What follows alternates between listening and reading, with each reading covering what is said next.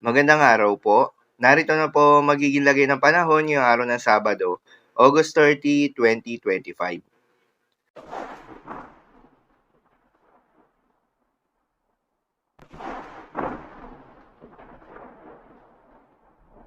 Sa kasalukuyan na tayong sa pag-asa, may panibagong low pressure area ngayon na binabantayan sa labas ng Philippine Area of Responsibility at nakakaapekto na yung trough o extension nito sa may eastern section ng Visayas at Mindanao. Dahil dito ay asahan yung bahagya hanggang sa maulap na kalangitan na may kalat-kalat ng mga pagulan at thunderstorms.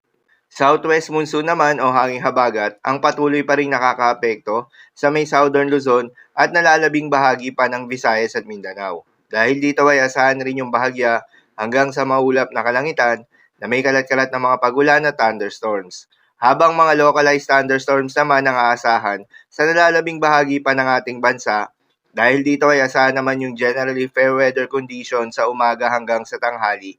Ngunit pagsapit ng hapon o gabi, ay asahan naman yung mataas na tsansa ng mga pag-ulan o thunderstorms. Samantala yung binabantayan nga na low pressure area sa labas ng Philippine Area of Responsibility, sa ngayon ay hindi naman inaasahan o maliit yung tsansa na ito ay maging isang ganap na bagyo within the next 24 hours. At huli nga itong namataan sa layong 1,165 kilometers east ng northeastern Mindanao. Malapit na ito sa boundary ng Philippine Area of Responsibility. Kaya naman inaasahan na ngayong araw ay papasok ito ng Philippine Area of Responsibility. Para sa magiging development nito, patuloy lamang na magantabay sa mga update nating ilalabas, lalo na ng pag-asa. Para naman sa magiging lagay ng panahon ngayong araw ng Sabado, dahil nga sa epekto nitong trough nitong low pressure area, asahan sa Eastern Visayas, Caraga at Davao Region, ang maulap na kalangitan na may kalat-kalat ng mga pagulan at thunderstorms. Posible ang mga pagbaha o pagguho ng lupa due to moderate o at times heavy rains.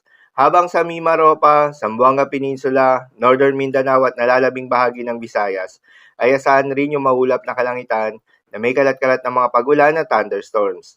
Dulot naman yan ng southwest monsoon. Posible rin ang mga pagbaha o pagguho ng lupa due to moderate o at times heavy rains. Habang sa Batanes, Cagayan at Ilocos Norte ay asahan rin yung maulap na kalangitan na may kalat-kalat ng mga pagulan at thunderstorms na dulot nitong trough nitong si dating bagyong Jacinto. Posible rin ang mga pagbaha o pagguho ng lupa due to moderate o at times heavy rains. Habang sa Metro Manila, Calabarzon, Bicol Region at nalalabing bahagi ng Mindanao ay asahan naman yung bahagya maulap hanggang sa maulap na kalangitan na may kalat-kalat ng mga pagulan o thunderstorms na dulot ng southwest monsoon. Posible rin ang mga pagbaha o pagguho ng lupa during severe thunderstorms.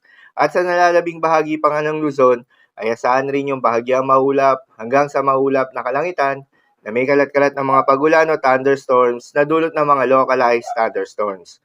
Posible rin ang mga pagbaha o pagguho ng lupa during severe thunderstorms. Madalas nabobo ang mga thunderstorms na ito tuwing hapon o gabi na nagtatagal ng 1 hanggang 2 oras. Kaya naman ingat sa mga posibleng banta ng pagbaha at pagguho ng lupa, lalong-lalo na sa mga lugar na inulan na noong mga nakaraang araw pa. Para naman sa magiging lagay ng mga dagat baybayin, ayon sa pag-asa ay wala po tayong nakataas na gale warning sa anumang seaboards ng ating bansa. Kaya naman malayang makakapamalaot yung mga kababayan nating mangingisda at yung may mga maliliit na sasakyang pandagat. Ngunit pinag-iingat pa rin, lalo na kung meron tayong offshore thunderstorms activity, asahan yung paglakas ng hangin at kakakibat nito ay pagtaas rin ng mga pag-alon. So, lamang po para sa lagay ng panahon ngayong araw ng Sabado. Keep safe everyone.